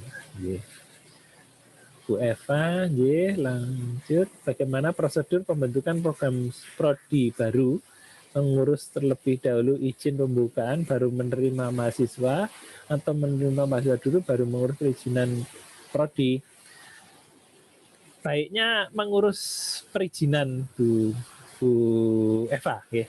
Jadi jangan menerima mahasiswa kalau belum belum ada izin operasional. Belum ada izin, Jadi memang ditentukan anunya. Jadi begitu submit, misalnya begitu, kapan kita menerima mahasiswa gitu. Jadi supaya menapa menika nggih? Supaya bersamaan, jadi tidak menyalahi aturan. Nggih, tidak, mahasiswanya sudah ada tapi belum ada menapa izinnya. Khawatirnya nanti mahasiswanya sudah ada yang berminat begitu ya, sudah mendaftar begitu. Tapi ini borangnya ini sudah apa ya? Mungkin disusun agak belakangan terus disubmit gitu. Terus karena satu hal misalnya di Jakarta itu masih banyak antri begitu ya yang harus dievaluasi begitu ya untuk izinnya itu, menjadi belum apa namanya gitu, belum ada izinnya itu. Mengantisipasi itu ya. Jadi ini memang harus dipikirkan kapan waktunya ya, kapan waktu mulai menyusun ini, nanti kapan submit ke Jakarta dan kapan penerimaan mahasiswa barunya begitu ya. Ini memang harus pas betul. Mohon izin bertanya, Pak. Nggih, Budian. Nggih. Pak, kalau misalnya dari submit kemudian sampai diizinkan gitu ya, itu berapa lama nggih, Pak, biasanya? Nah, ini yang mungkin saya tidak punya pengalaman nggih di sini nggih. Nggih. Kalau dulu itu karena begini Bapak Ibu, interior dulu kita itu menjadi apa namanya nggih, bidang minat gitu, bidang minat di Dispro. Jadi sehingga mahasiswanya sudah memang yang berminat itu sudah ada di sana begitu, tapi kita memang masih Dispro nggih. Masih Dispro begitu. Begitu itu diajukan ke Jakarta, begitu nanti itu diizinkan. Nah, ini mahasiswanya ini sudah ada kita gitu ya, dari minat itu tadi yang sudah kita karena apa yang dipelajari kan memang sudah interior gitu, yang dipelajari di sana, sehingga artinya tidak bisa lebih pas kapanpun kita sudah ada mahasiswanya daripada kita belum ada terus membuka pengumuman gitu. Baru ini semester ganjil ini baru membuka pengumuman tahun ini misalnya begitu. Nah, ini kan berarti yang harus dihitung itu kan anunya nggih, submit borangnya gitu. Karena penerimaannya kan sudah tertentu nggih. Misalnya kapan mahasiswa daftar SNMPTN, SBMPTN seperti ini ya. Misalnya bulan sekarang kan sudah mulai nggih, bulan apa nih Februari misalnya gitu. Nah, berarti mungkin sebelum Februari itu harus sudah izin sudah keluar gitu. Jadi ditarik mundur gitu ya. Harus izin sudah keluar. Nah, izin keluar sampai dengan submit itu yang ini saya belum punya pengalaman ini berapa lama ini. Nah, karena dulu kita agak tenang karena itu tadi ada menjadi minat keilmuan di bawah Dispro ya. Jadi mahasiswanya agak fleksibel gitu. Kemarin itu untuk prodi pariwisata yang ikut di visit, 1 bulan setelah submit ini izin operasional sudah keluar. Jadi di tahun ajaran baru itu sudah bisa langsung menerima mahasiswa. Ya. Cepat Pak, karena sistemnya online, informasinya begitu. Kalau yang dulu belum online mungkin agak lama ya. Tapi setelah begitu sistemnya online, itu bisa dikoreksi dan layak untuk dioperasionalkan, langsung bisa izin keluarnya langsung dikeluarkan gitu. Budian, nah ini mungkin Bu Bibin lebih lebih infonya lebih pas nih ya. Karena mungkin update nggih. Update yang ada yang baru. Sekalian nanti mungkin tim dari Prodi Desain Interior ini, pembentukan ini mungkin saged dikoordinasikan melalui Bu Wiwin begitu atau Bu Dekan begitu untuk itu tadi. Kalau barusan di departemen lain atau di pariwisata itu ada yang barusan mengurus begitu, bisa diceritakan begitu bagaimana atau menjadi bagian di SK-kan begitu, menjadi tim juga untuk mengawal yang desain interior gitu ya, supaya lebih apa nggih, lebih update gitu. Tata caranya lebih Nggih. kan barusan nggih, Nggih. barusan Saya sudah coba. tanya Pak, itu yang ke pariwisata sama mesin yang di UPN itu mereka ini cepat itu itu katanya gini karena ada temannya Pak Gede yang di tim itu Pak yang di pusat sana sehingga ini ibaratnya itu jalan tol gitu Pak. Itu infonya. Terus ini menurut Pak Mahendra, apakah sebaiknya interior ini berada di bawahnya arsitek dulu, ataukah ini langsung buka gitu, Pak? Mungkin Kalau sekarang, kayak kalau sekarang arsitek itu kedudukannya bagaimana nggih di UPN? Prodi nggih? Iya, prodi Pak. Nggih. Oh, prodi nggih. Kalau prodi, kalau misalnya di bawah arsitektur berarti nggih seperti kita dulu nggih, mungkin berupa bidang peminatan nggih.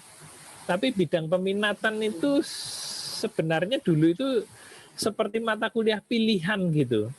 Iya.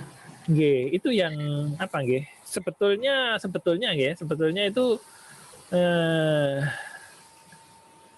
menurut saya, perkiraan saya kok tidak bisa nggih. Jadi kalau memang pilihan ya menjadi mata kuliah pilihan saja gitu. Jadi tidak apa menurut kurikulumnya tersendiri gitu nggih. Sepertinya seperti itu nggih.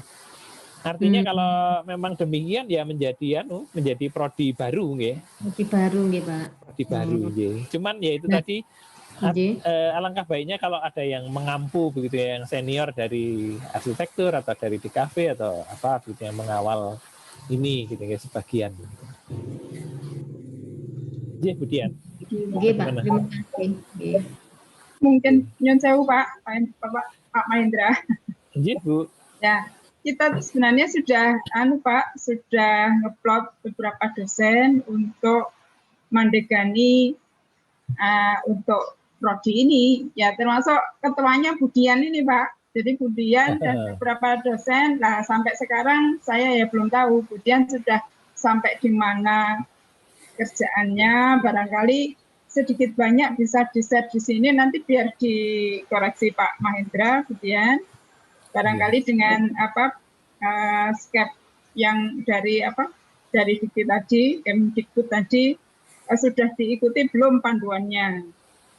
Yang sudah dikerjakan Budian sampai di mana, kekurangannya masih banyak atau sedikit. Nah, kita nanti untuk submit itu nutut enggak untuk pendaftaran mahasiswa, ya kita mungkin untuk semester berikutnya. Yang sudah dikerjakan sampai saat ini, mungkin Pak Indra nanti bisa mengoreksi. Mungkin itu, Budian. Oke. Ini Bu, kemarin itu kita sebenarnya ya sangat-sangat bingung. Mungkin kalau Pak Mahendra tahun 2020 kemarin kita undang itu kebingungan kita Bu agak sedikit maksudnya terjawab gitu. Nah, ini dengan penjelasan Pak Mahendra hari ini saya itu sudah merasa sudah jelas gitu ya. Nah, mungkin setelah ini kita baru bisa untuk start lagi Bu. Nah, kemarin itu kita masih menghimpun kurikulum dari beberapa program studi interior yang ada di Indonesia. Gitu, termasuk di ITS itu kita sudah menghimpun, kita sudah memetakan ciri khas masing-masing gitu. Kemudian ini mata kuliahnya apa saja yang di ITS, yang di ITB dan lain-lain, itu ada 5 kemarin kita yang sudah kita petakan. Nah, untuk langkah selanjutnya itu yang kemarin kita bingung, ini terus ngapain ya? setelah kita dapat ini terus ngapain? Nah, itu kita kemarin belum ada yang mengarahkan seperti ini gitu Pak. Terima kasih. Jadi mungkin langkahnya nanti memang menikah setiap menentukan misalnya kurikulum atau apa, itu mungkin ada eventnya, ya, ada acaranya, misalnya rapat koordinasi penyusunan kurikulum gitu. Jadi ada dokumentasinya. Nanti ketika mengisi di borang itu bisa ditampilkan. Jadi kayak begini zoom-nya begitu nggih. Jadi seperti ini di menapa menika nggih, di screenshot begitu, terus nanti dianukan napa, di ketika menuliskan di borangnya tadi itu ada dilampiri gambar-gambar itu, Bu Dian. Jadi menyusun kurikulumnya itu disusun, dirapatkan begitu nggih, bersama begitu, termasuk visi misi, termasuk tujuan, termasuk sasaran begitu. Kemudian menapa menika CPL, capaian pembelajaran lulusan itu apa, itu dirumuskan aja dulu Bu Dian. Jadi kan nggih, tentu tidak bisa langsung sempurna begitu nggih, bahwa ini sudah benar, sudah tepat untuk CPL-nya seperti ini gitu. Tentu itu butuh waktu nggih, tapi itu dirumuskan dulu aja Bu Dian. Jadi kurikulum nanti dilengkapi seperti yang ada di borang itu, kebutuhannya apa. Bu Dian sampun nggih kagungan yang tadi nggih, borang yang isian tadi. Nggih, Pak. Nah, nggih. Menika langsung seperti itu aja Bu Dian. Jadi apa sih yang diminta diceritakan di borang itu, yaitu berarti dilalui gitu nggih. Jadi menyusun kurikulum apa saja yang dikerjakan gitu, menentukan visi misi, menentukan menopo CPL begitu, itu didiskusikan bersama, terus disusun begitu. Kemudian sambil mungkin nanti Bu Wiwin, Bu Dekan itu untuk perekrutan dosennya, siapa kira-kira dosen, alokasi dosen di sana begitu. Terus untuk sarana prasarana, nah ini juga diisikan saja Bu Dian. Nanti kesulitan-kesulitan di mana yang misalnya seperti tadi nggih, waduh ini bengkel kok belum ada sama sekali gitu. Nanti bisa didiskusikan mungkin dengan Bu Wiwin atau Bu Dekan. Misalnya mau ada mata kuliah apa, misalnya furnitur itu kayu misalnya begitu, barangkali di bengkel UPN apakah ada yang bisa digunakan untuk mendukung ini misalnya begitu nggih. Jadi bengkelnya Pak Udin. Ya, bengkelnya kerjasama dengan stakeholder gitu gimana ya Pak? Enggak apa-apa Bu. Kalau misalkan bengkelnya enggak punya, boleh ya? Jadi diceritakan saja bahwa untuk kegiatan bengkel ini kita menggunakan kerjasama dengan bengkel di luar misalnya untuk ini gitu. Itu diuraikan juga enggak apa-apa. Memang tidak harus gitu. Sakit ya Pak.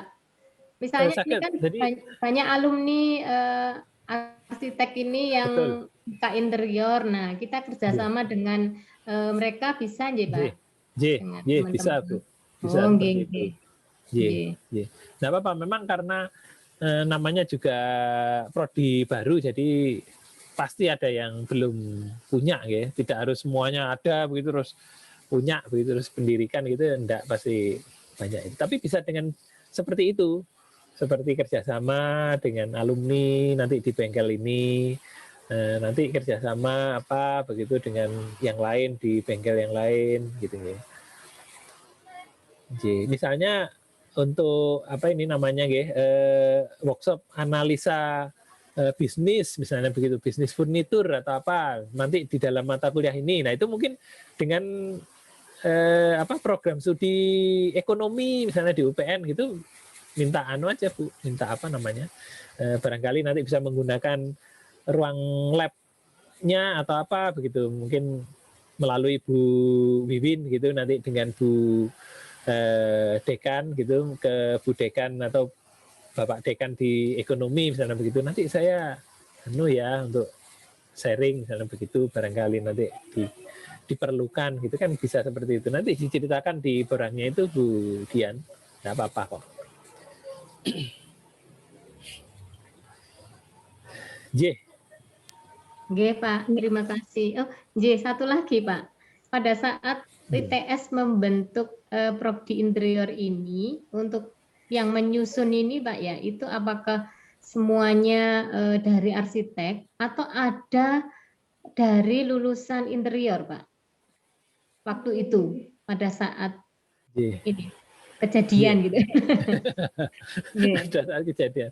Pada saat kejadian itu memang kita ada sih Bu, ada dua orang dosen, ada 2 orang dosen yang berlatar belakang interior begitu, yang apa namanya, yang di sana. Tapi selebihnya itu memang arsitektur semua.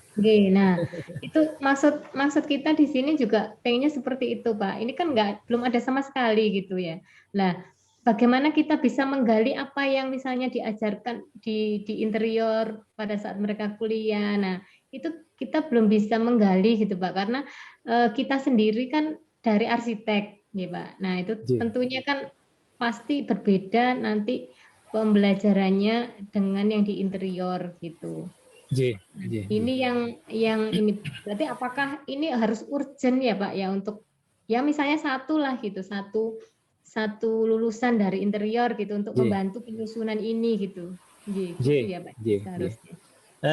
Iya Bu, kalau memang dibutuhkan untuk wawasannya ya kalau memang diperlukan bisa seperti itu nggih.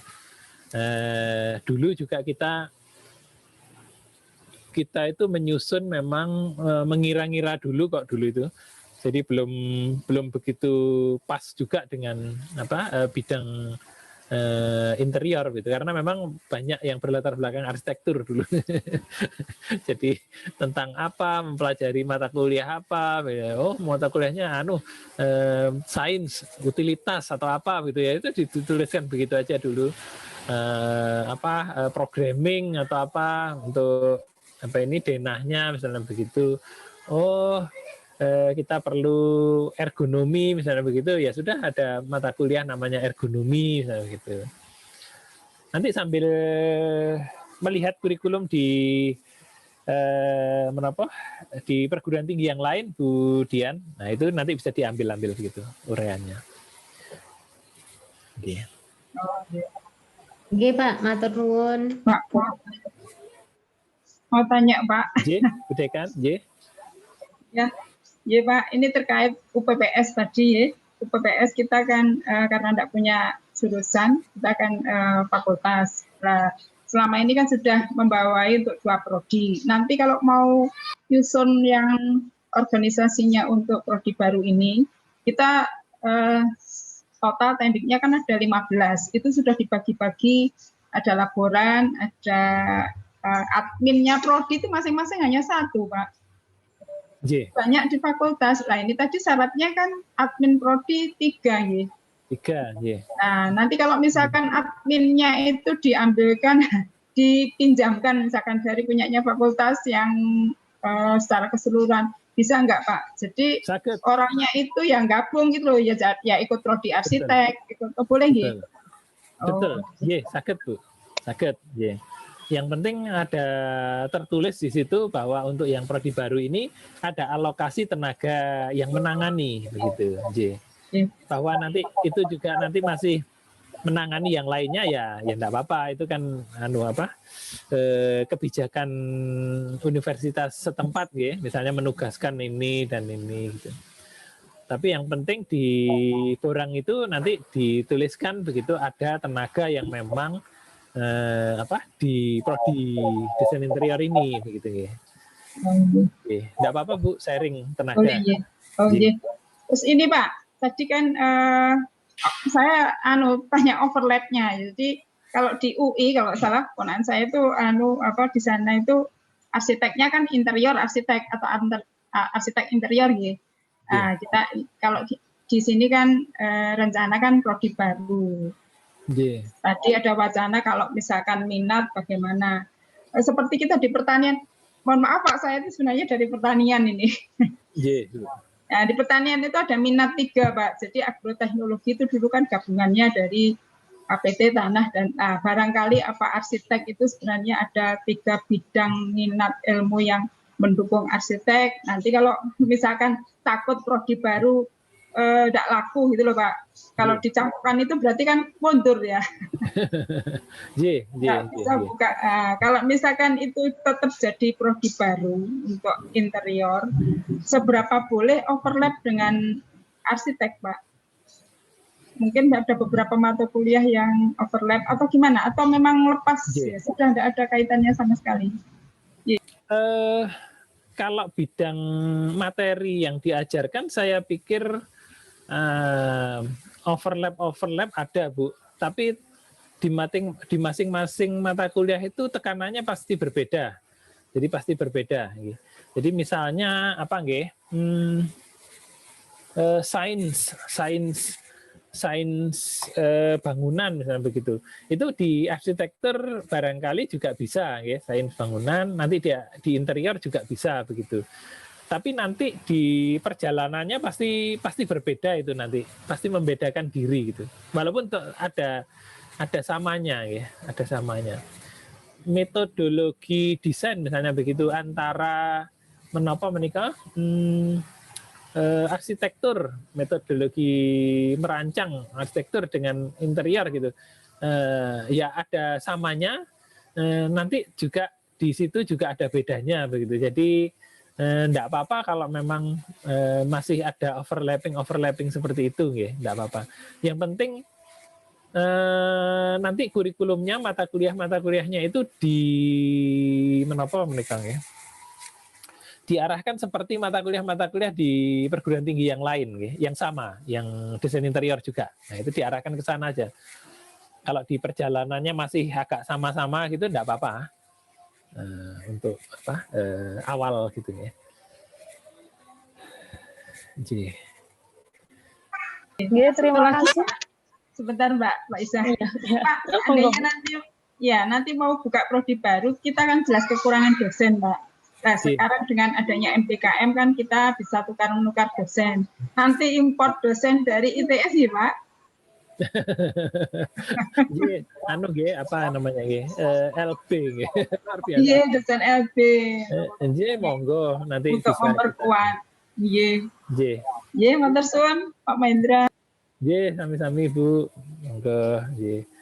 Jadi enggak apa-apa Bu kalau untuk kita sharing begitu misalnya suatu ketika kita kuliah bersama atau bagaimana, atau dosen kita ada yang membantu di di prodi di UPN sini, tidak apa-apa, monggo, dengan senang hati nanti kita bantu ya untuk alokasi seperti itu gitu ya. Monggo, tidak apa-apa, sakit. Pak Mahendra, terkait dengan kebutuhan jumlah dosen pokok untuk pendirian prodi tadi. Kemarin kita kan sempat ngobrol apakah ada alumni dari interior yang bisa didorong untuk masuk di UPN. Nah, ini tadi kan info dari Bu Dekan juga bulan April ya Bu? Ya Bu, rencana April untuk perekrutan PNS itu. PNS. Kalau di luar PNS bisa nggak ya Bu untuk percepatan ini? Nggak tahu, Pak Rektor rencananya Bu, kalau misalkan dibutuhkan sekali nanti mendadak akan dibuat ya kayak kemarin itu ya, rekrutmen dosen kontrak seperti Mbak Akad itu. Mbak Iza, iya. Kalau memang dibutuhkan sekali dan FAD mau niatan untuk buka, makanya ini disusun supaya siap untuk submit. Pasti nanti pimpinan akan mendukung. Ya. Insya Allah kalau memang dibutuhkan nanti bisa kita sharing Bu Wiwin, Bu Dekan untuk kebutuhan itu. Insya Allah kan mungkin ada beberapa alumni kita yang sudah S2 ya, karena untuk S1 kan harus S2 gitu. Nah, S2 nanti barangkali bisa membantu di di dosen begitu ya, di UPN ini gitu. Monggo saja. Nanti kalau memang ada seperti itu nanti bisa saya sharing segera. Kemarin saya tanyain ke Bu Wiwin sih, Bu Wiwin ini jadinya gimana? Kalau memang enggak apa nanti saya minta lulusan alumni yang sudah S2 itu untuk mengirimkan lamarannya ke ke UPN ya. Cuman kemarin saya tanya, ini lamarannya kepadanya siapa Bu Wiwin? Kepada fakultas atau kepada Sinten begitu? Nah ini saya yang kurang tahu persis Pak. Iya. Pak Saifuddin mungkin bisa ini yang menjelaskan ini. Kalau lamaran langsung ke Pak Rektor aja, Pak. Oh, iya. Iya, langsung Pak Rektor. Tanya-tanya anak saya. Nah, itu Tapi Pak ternyata Saifuddin banyak anak senior ITS yang sudah S2. Teman saya ada kira-kira 3.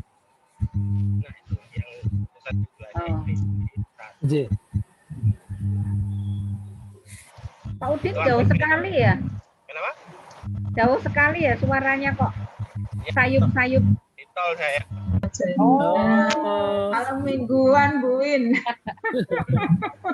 Itu ada 3 orang yang betul.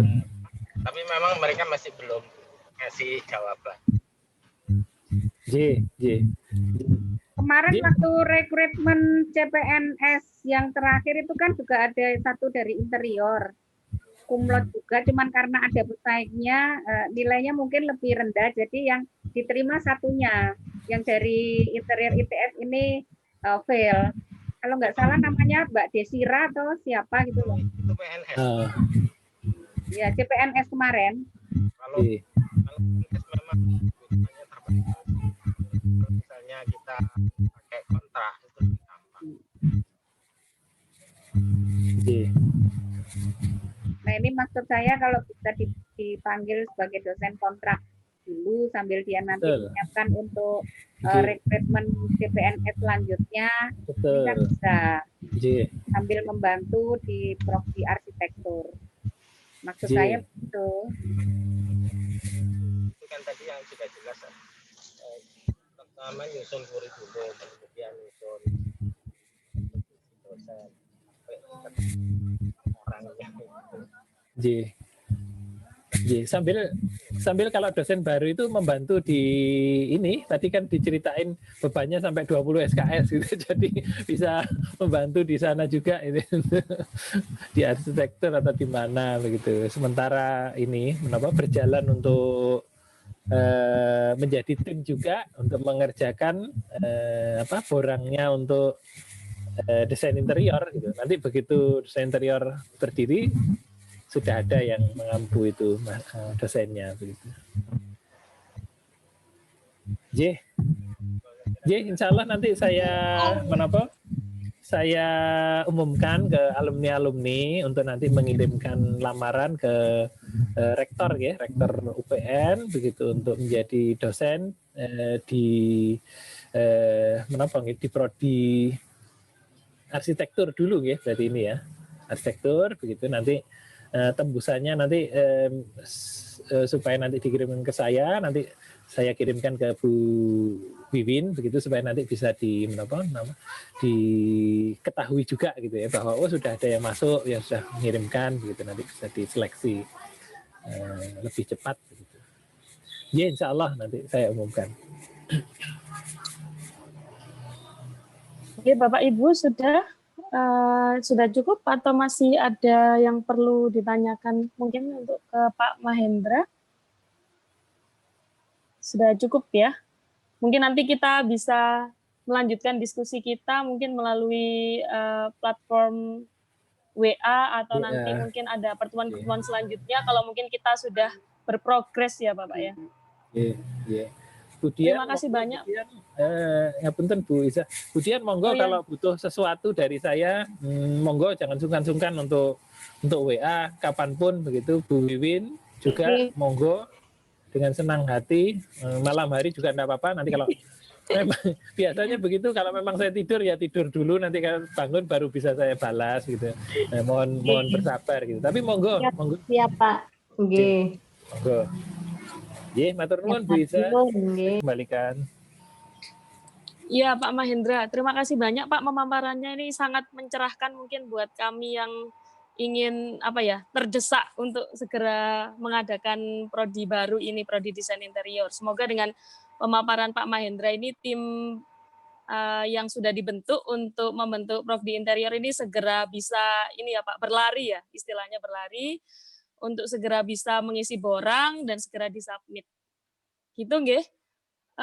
Terima kasih banyak Pak Mahendra sudah meluangkan waktu selama kurang lebih 2 jam ini, dan terima kasih juga untuk Bu Dekan, Bapak Ibu Suwadek, dan juga Bapak Ibu dosen Fakultas Arsitektur dan Desain yang sudah meluangkan waktunya.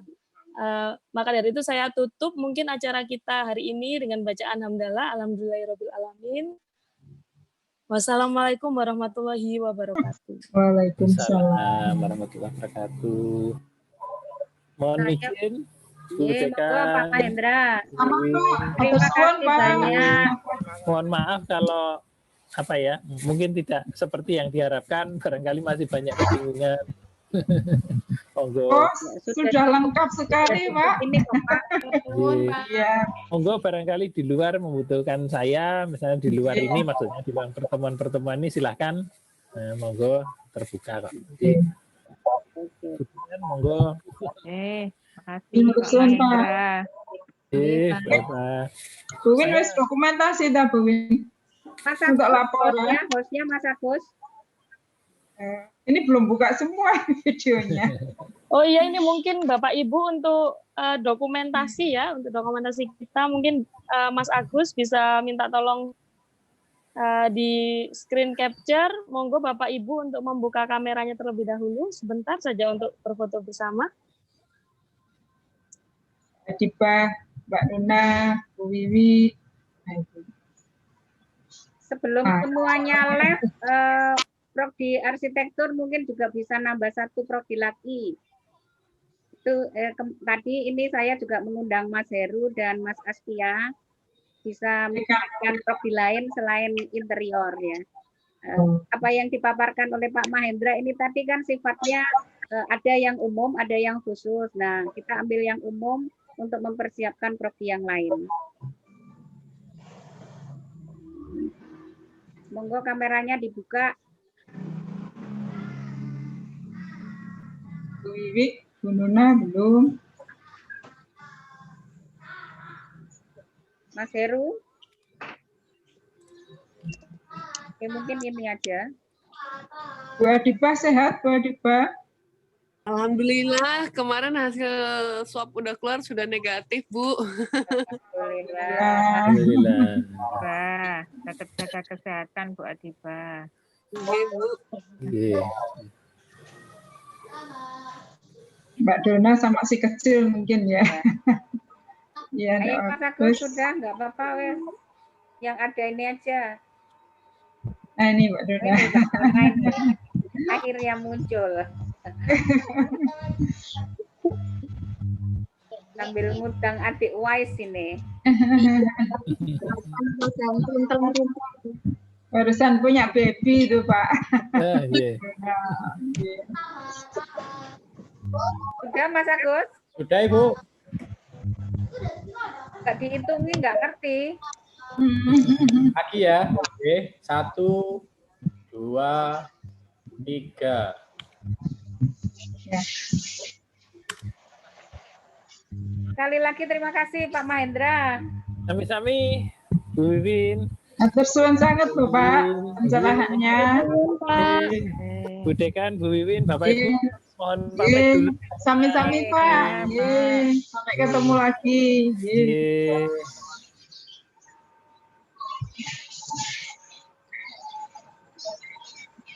Terima kasih ya Mbak. Tuan Bisa. ya. Iya, sama-sama Mbak Isis. Aku tadi lupa, Bun. Jam 1 itu rapat apa ya? Tak pikir LP3M. Oh, Cari-cari kok nggak ada. Tiba prodi baru. Walah. Ya sudah. Selesai wisuda tadi jam 12:30 sebenarnya Kak lengkap. Sedikit aja. lama ya Bu, sedikit tapi kok lama ya Bu? Biasanya kan 2 jalan ya kiri kanan, tapi satu-satu. Waduh. Oh, Berarti waktunya ya sama aja dengan biasanya. sedikit tadi yang datang. Pak Fausul yang senat selain dekan. Digilir mungkin ya. Tadi ya nggak sempat foto sama tidak ada guru besar yang hadir. Biasanya kan guru besarnya. Ya Pak Yuli nggak ada tadi. Cuman Pak Margono aja. Bu Indra juga ketok. Pak Margono sudah sehat. Naik ke panggungnya dibimbing, nggak bisa sendiri. Ya kemunduran. Banyak yang kok langsing kok. Pak Eko langsing. Pak Eko dua-duanya langsing semua itu. Eko ekonomi. Ya, Eko ekonomi juga langsing. Baru operasi itu, Bu. Iya. Jaga kesehatan semuanya ya. Ya, yang sudah kena ya, yang belum ya jaga kesehatan, jangan ikut-ikut. Jangan sampai kena. Yang belum jangan sampai kena. Iya. Mas Mbak Adipa sudah sehat ya? Ya. Pak Basuki fisik loh Bu itu. Hah? Benar-benar pengaruh di fisik. Lah iya, stresnya itu loh. Pak Basuki gimana? Belum tahu beritanya, Mbak Lina mungkin yang ini. Sudah keluar ini kayaknya. Mas Agus ya? Mas Agus dan Mbak Lina sudah keluar. Oh iya, nih Kaleb ada ini. Mas Apip. Ada tertuduh ini, Mas Apip ini. Ya, Pak cari-cari Kalebnya mana tadi Mbak Nuna enggak muncul, Bu Wiwi enggak muncul, Mas Afif ini. Bu Nuna tadi ada, Bu Wiwi ada. Bu Wiwi masih ada. Mas Afif. Ya, daftar di ya, kampus mengajar dulu ya, daftar aja dulu. Nanti milih programnya nanti aja. Oh, MBKM-nya, Bu. Kampus mengajar yang Kemendikbud yang baru itu loh, Pak. Kalau yang kampus mengajar saya enggak begitu itu. Programnya kan banyak, belum dibuka. Jadi tidak usah milih sekarang. Yang MBKM daftar akunnya aja dulu. Ya, sudah. Ya, sudah. Nanti sesuai program yang ada baru milih. Ya, pokoknya daftar aja dulu. Nah, di situ kan ada pilihannya. Saya sih ya. Magang. Ya sudah, pokoknya dah. Seolah gini loh, dosennya sing FAD kok cuma loro tok, sing lele ya saya bilang ke Warek 1, Bu, anunya nggak sama, passionnya nggak sama. Mungkin nanti pas yang